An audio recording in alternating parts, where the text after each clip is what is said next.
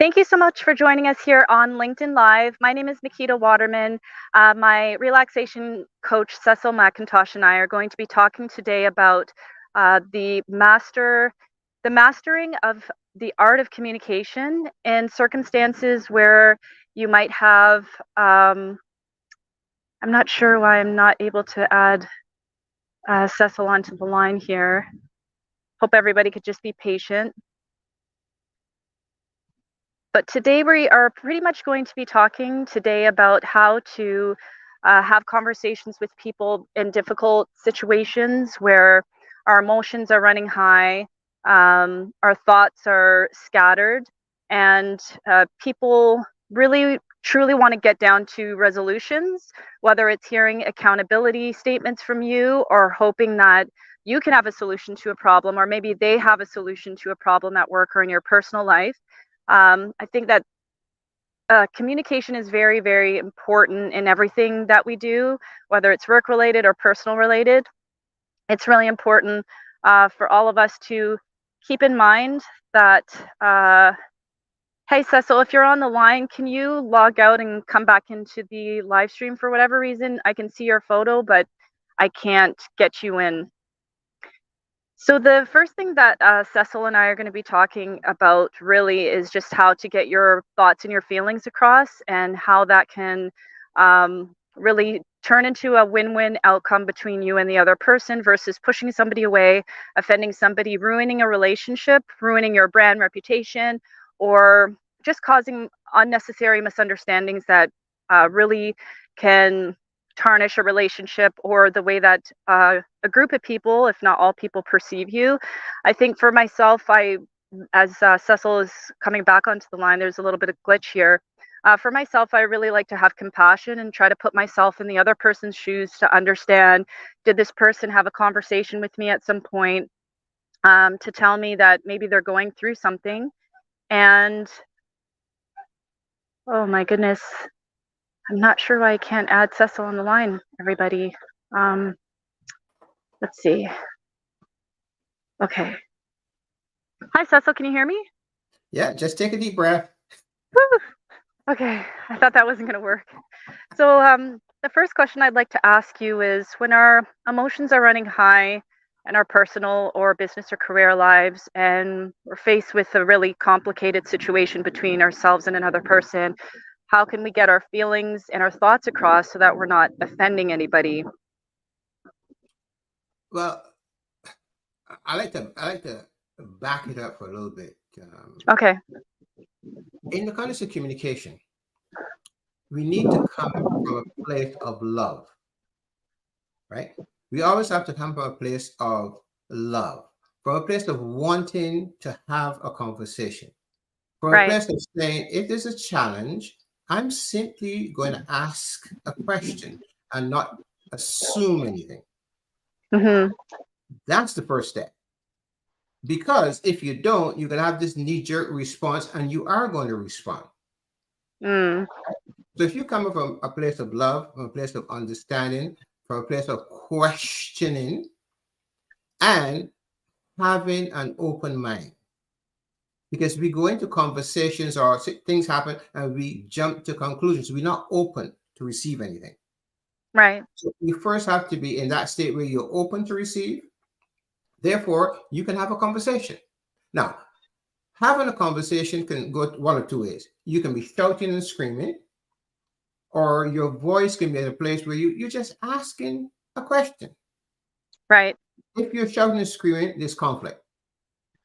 If you're just asking a question and the person understands you're just asking a question, the person would hopefully calm down and then you can have a conversation. So that's the first step in having a conversation. Right.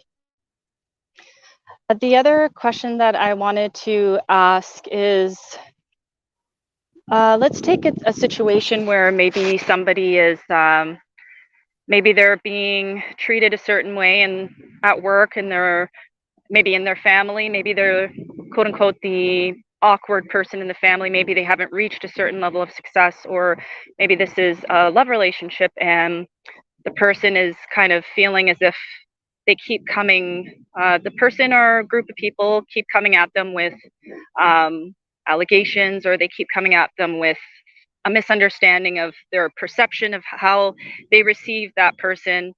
How can somebody ground themselves in the moment of feeling triggered after a continuous set of experiences and still get their feelings and thoughts across without burning bridges, ruining relationships, etc.?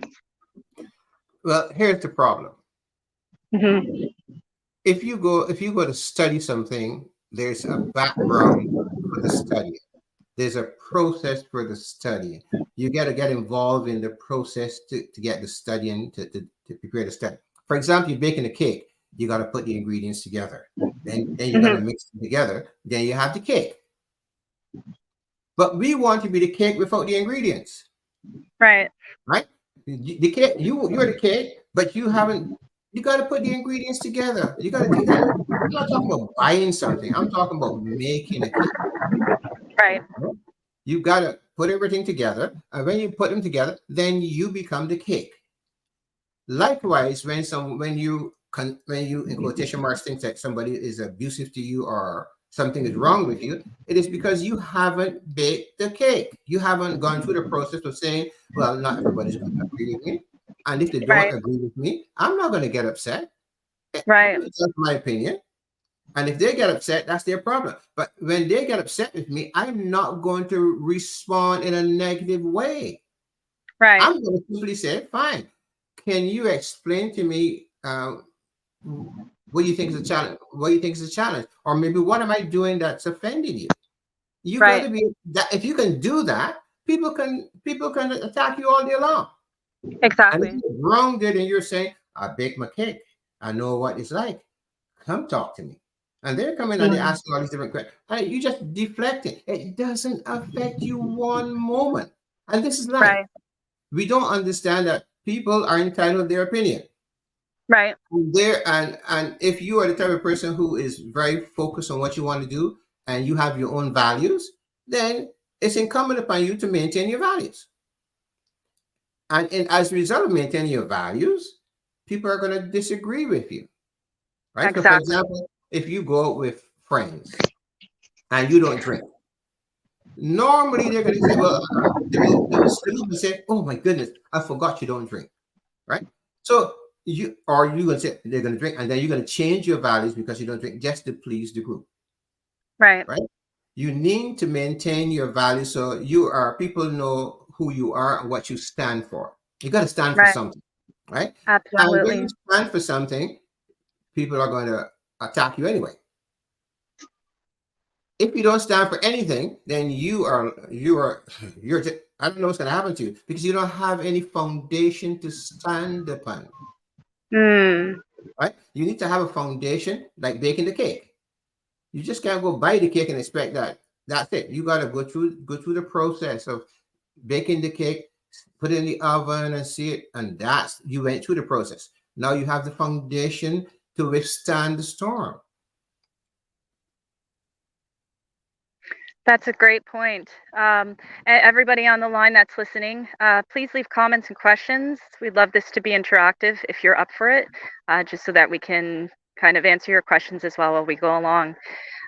So I have a quick question. I've been watching a couple of reality shows these past few days, and I've been noticing that on every show, doesn't matter if it's about real estate, doesn't matter if it's about love, there's always that one person who they receive feedback, and it could often be from the group of people on the show. And then instead of contemplating and reflecting, they get defensive, like you mentioned earlier. They cause a fight, or they deflect to the point where they will cause a problem with somebody else in real time so they can deflect off of themselves and the Right. truth. So, how do we get to that point where maybe all our life or in any kind of relationship somebody's saying you should, I recommend you should do this, I recommend, but we're so steadfast that no, my way is the highway, I don't care what my mom or my husband says or whatever. How do we get to a point of reflecting without letting the ego get in the way? Okay. It's a beautiful question. Here's what's important. Well, here's the mistake we're making. Let me use another metaphor. Mm-hmm. Let's assume that you habitually drive your car and you habitually refuse to stop at the red light. Right. somewhere along the line, you might get away with it, but sooner or later, you are going to have an accident, Yep. right? Because you're running the red light. So the same thing with you, right? When somebody says something to you that you don't like, right? You're running the red light because you're responding without pausing. Mm. If somebody says something to you and you bake your cake, so you have the foundation, and they say something to you, you will pause and think. So let me give you a good example. My granddaughter was going for an interview. She's 20 years old. She wanted to work part time. And I said to her, and the family was there, and the family says, well, prepare for the interview and do this. I said, no, hold on a second. Come talk to me. Come upstairs, talk to me.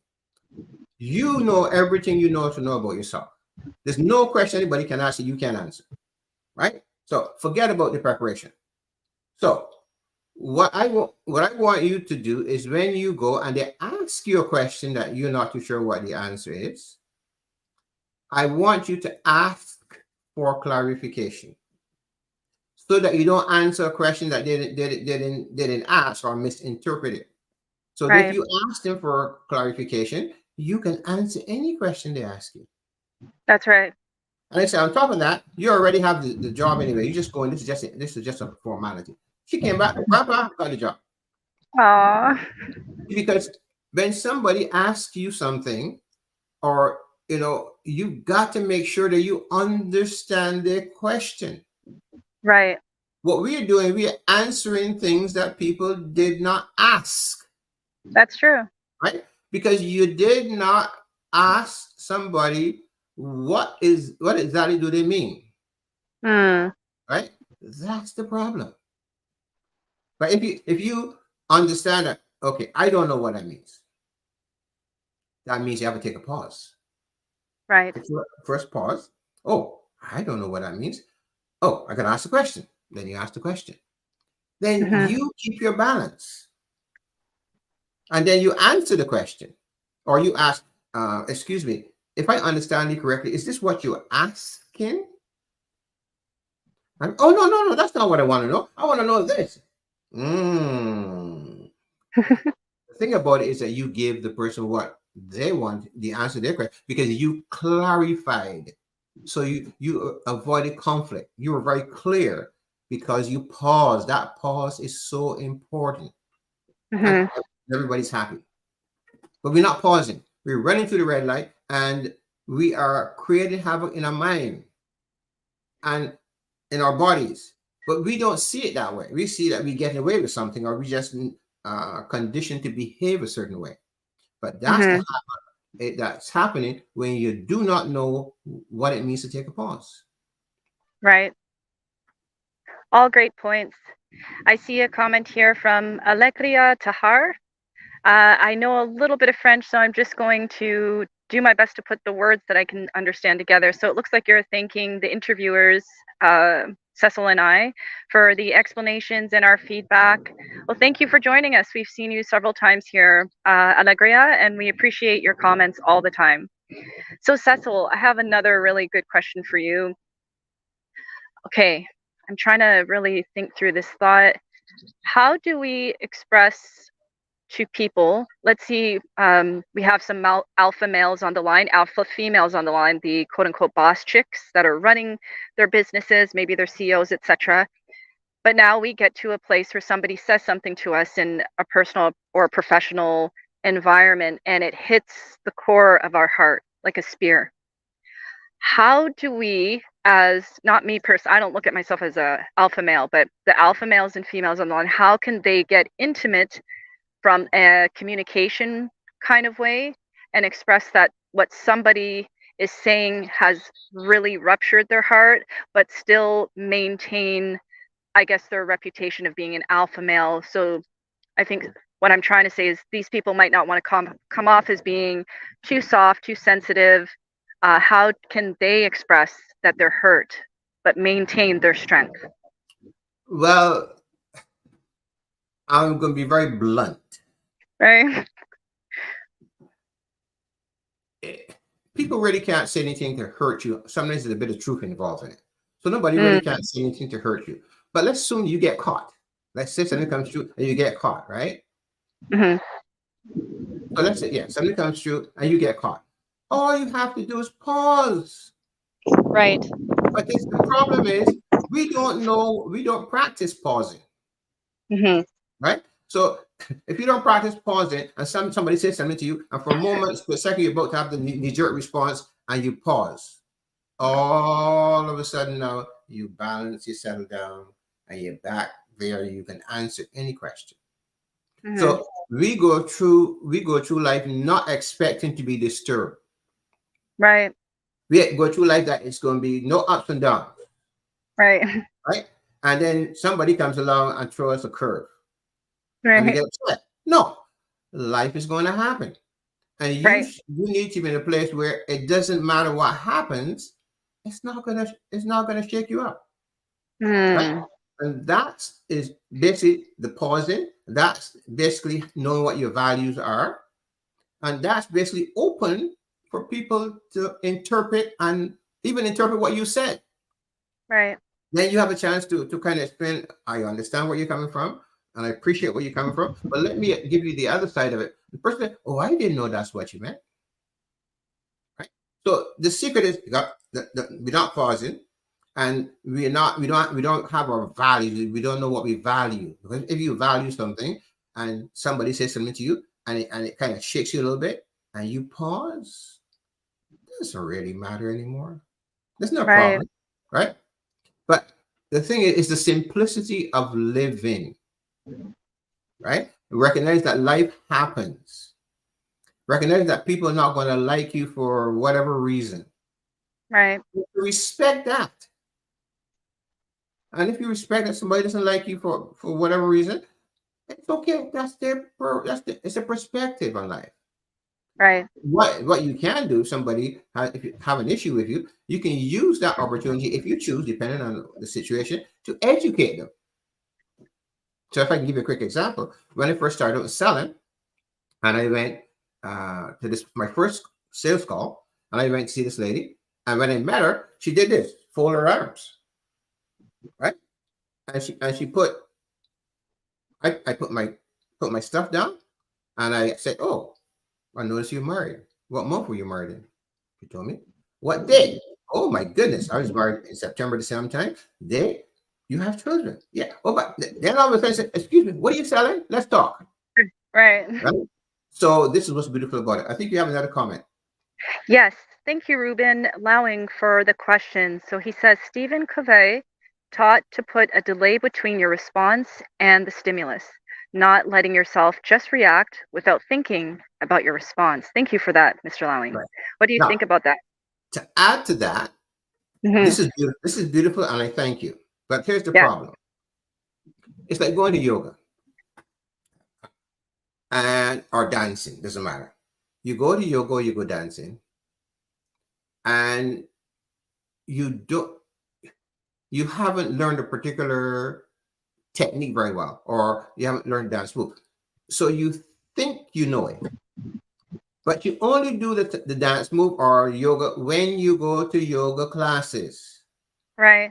You don't practice when you leave. Right. So anything you do has to be a lifelong thing. It's not, I go to yoga classes, and this I went to yoga class once, and when I came out, the gentleman, I met the gentleman, he was a yogi, and I met him and I said, I need some help. And he says to me, nobody ever asked me for help without asking me any question. Anyway, I went to the class. It's Kundalini yoga. I have no idea what it was like. In the class, when the class was finished, somebody says, I come to yoga, I come to these classes. And as soon as I go through the door, I don't remember anything. Aw. So we're not in the habit of practicing living. We practice yoga, but we don't carry it through our lives. So this is the whole problem is a lot of things are written. People know this, but they're not practicing. It doesn't become a part of them.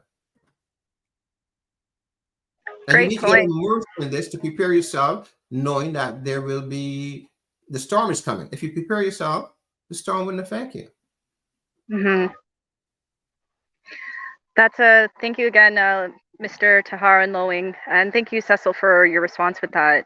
Another question that I have is, let's talk about negotiations. I used to be an employee, and sometimes we try to market ourselves in certain conversations with decision makers for a negotiation of salary, a negotiation of a promotion, etc.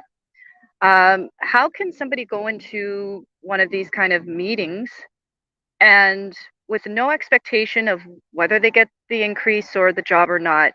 What can they say to kind of increase their chances of getting what they want? Well, I'm going to say there's nothing to say. It's how you prepare yourself. It's your Right. perception. It's your mindset. Right. You went in for an interview and you want to get a raise, right? Is that what you said? Negotiate a raise? A raise or a promotion. Right. So you need to go with your ammunition. Right. You need to have all you got to justify what you're asking for.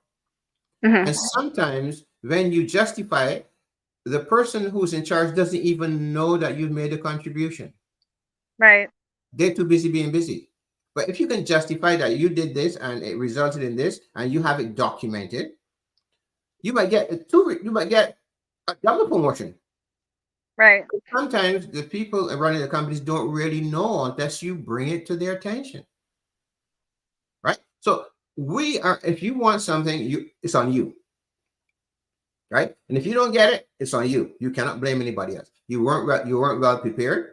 You couldn't justify what you're asking for. But if you're in a situation where you're well prepared and you can justify what you want, you'll get it. However, you might say, but Cecil, they didn't give it to me at this place.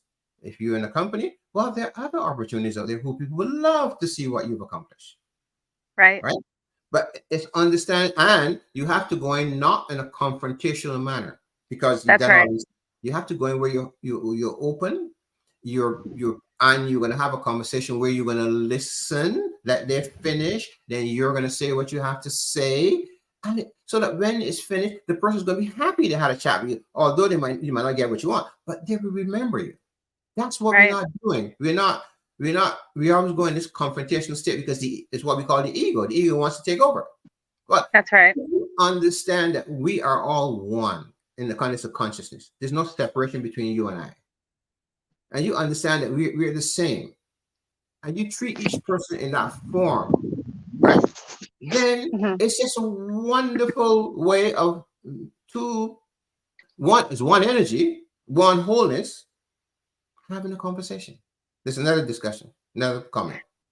Yes, Ruben Lowing says, as a boxer, Roy Jones Sr. taught me how not to let my emotions get control of me. I learned to keep my cool while getting punched in the face, but to still allow my adrenaline to enhance my performance, but with a cool mind. Good, beautiful. Thank you. Here's the beautiful thing about it. He got training. Right. This is what I'm saying. Ruben got the training. If he didn't get the training, he would never be able to stand up. He'd never be able to box like that. I But agree. you look at people who want to relax or meditate or enhance themselves. What kind of training do they get? One. And if they get training, do they practice after the training? Absolutely. Right? We tend not to practice. We get it. What's next? Right? What's the next flavor of the month? Right? The secret is this. Here's the big secret. If you do anything in life and you're successful, right? The most important thing is to duplicate it. If it's working, duplicate Right. it. What we do, something successful, say, what's next? We don't take the time to take that, in the case of Ruben, take the boxing and apply it to life, the discipline. Right. We don't do that, right? My grandmother was my business mentor and my spiritual mentor. I'm from Barbados. And she was very specific in what she taught me. She says, if you start something, you have to finish it. Hmm. Right? You can't start and not finish. And that's something that's ingrained in me. When I start something, I finish it. And I don't multitask, because if I multitask, I get a slap around my head. Right? Right. You need to finish what you start. And then if it's successful, you keep on doing it. Right. But our mind is running so fast that we can't stop. we're going through the red light. We can't take a pause because the mind is running so fast. So then at the end of the day, most of us are tired, exhausted, and feel burnout. Hmm. I have a pretty good question. There's a lot of conversation, I think, during the pandemic about gaslighting. Did you need the definition on that, Cecil? Are you aware of what Well, gaslighting is? I know I think I use it. I've been told I use it, but just for the conversation, just to explain it so everybody knows what we're talking about. So, gaslighting everyone on the line is you're trying to express something to somebody. It doesn't matter whether it's usually something that you don't like, and the person just kind of pretends as if they kind of turn the tables and say, "Well, you're the problem." Maybe this person is toxic. Maybe they're the antagonist of the office or whatever. But they just have a professional way of uh, saying that whatever you're saying doesn't exist, and you're crazy or you're the problem. So I guess the question, Cecil, is how do we deal with people who gaslight? We are coming from the bottoms of our heart. We're being honest with their truth, with our thoughts, but these people have a really, really great way of twisting it back on us, or they're just, and this could be a boss, a loved one. How do we deal and effectively communicate with gaslighters? Well, gaslighting is something that happens every day. Right, As a matter of fact, in my family, I am a professional gaslighter. right. Right? I'll light you up like you never seen before. And if you are not careful, you're going to get upset with me. But I have pleasure doing that. Right? So gaslighting is when somebody takes something out of context. Am I correct? It could actually be a fact. It could be a fact. Yeah, Well, okay. It's a fact or taking something out of context. Well, yes. it's a fact. Right. Okay, fine. So when I gaslight because it's a fact. So thank you. Hmm. So here's the issue. The when somebody says something to you that's a fact, it hits you very hard. Right. Because you don't want to accept it or you're not even aware of it. On the outside they see it, then they understand it, but you don't understand it. Right. So this goes right back. You got to take that pause again. Because people are going to say things about you, whether it's true or not, or they might tell you the truth. For example, when I was in sales and I was flying high, people say to me, "Well, Cecil, you need to slow down. Cecil, you need to relax." And I'm saying, "Slow down, relax. That's not. I don't need that." Till I went to the gym one day and I realized that my shoulders were up to my ears. I can actually feel them. And then I said, Wow. "Oh, right." And then I realized that. But sometimes we're not even aware of what people are saying to us, right? Mm, So the person who's not aware of what people are saying to us, like myself at the time, you're not pausing. I wasn't pausing. So let me put myself in here now. I wasn't pausing then. And there were two elderly gentlemen at the gym, right? And they were betting as to who's gonna call 911 first when I have a heart attack. right. They told me this after I got smart enough to listen to them. They said we were trying to figure who's gonna win at the quarter. Right? Hmm. If it's out of your awareness, you're toast. You don't know, right? Something has to happen to bring it to your attention.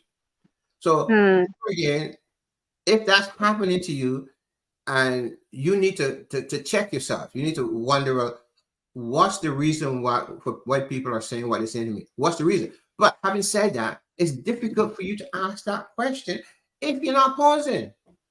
Right. If you're not pausing, you're not taking a breath, you're oblivious to what's going on around you. So a lot of the problems that we have are our problems because of our awareness, right? We are not aware. Most people around us are aware. They're trying to help us, and they might say it in certain ways that may be harsh, but they're trying to help us. But we're in a hurry. We're busy. We want to make more money, so we don't have time for that. You crazy? Come on. Who said I'm stressed out? I'm gonna get some more money, man. Mind your own business, Right. right? That's what people are doing. So if you are not consciously aware, you will have a problem. And what can happen is I work with over 2,000 heart, stroke, and cancer patients in the hospitals. And I asked them, tell me something, why are you guys in here? You know what they told me?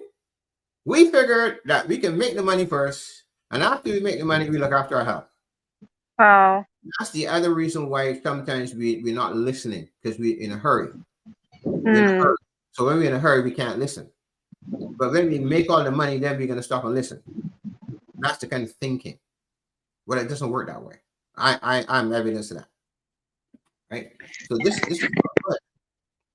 And on the flip side of that, how does the person that believes that they're being gaslighted, how do they handle that conversation? They're going to suffer until they learn to pause. They're Right. going to suffer until they discover that they have a problem and they need to get some help to deal with it. Right. And the suffering is very important for them. It might seem Yeah. harsh, but the suffering is important for you because you're not listening. The universe is talking to you. You're not listening. It's your fault, right? And you're only going to recognize it's your fault when reality hits and you go get the help and you say, "Oh my goodness, I've been doing this for 20 years." So it's your fault because you're not aware of it. I mean, in that context, you're ignorant of what's happening. But Right. you are going to have to suffer, and the suffering is very important for your growth. So if you want to cut off the suffering and say, "I don't want to suffer anymore," that's too bad. But if you allow yourself to go through the suffering, there's a beautiful scenery at the end of that suffering. Right. Well, thank you so much, Cecil, for your gems of wisdom and insight. And once again, thank you again, Ruben Lowing and uh, Al, Al, Algiria Tahar, for your comments and your feedback. It really helped with the conversation. Anybody that's watching this on the replay, leave your comments and questions behind. I'm pretty confident that Cecil will be able to respond and give you some feedback. And if anybody wants to go anonymous, maybe you don't want to put a public question or comment, feel free to reach out to Cecil or I, and we'll do our best to get back to you as soon as we can. And thank you, Cecil, for your time. You're welcome. And last but not least, everybody stay tuned. We go live every Sunday at the same time, 12 p.m. Eastern Standard, 10 a.m. Mountain Daylight, and I think that would be 9 a.m. Pacific Central Time. And so stay tuned to the next LinkedIn Line event between Cecil and I. We'll be able to give you some more insights. Thank you, everybody, for joining us today. Thank you. Bye. Bye.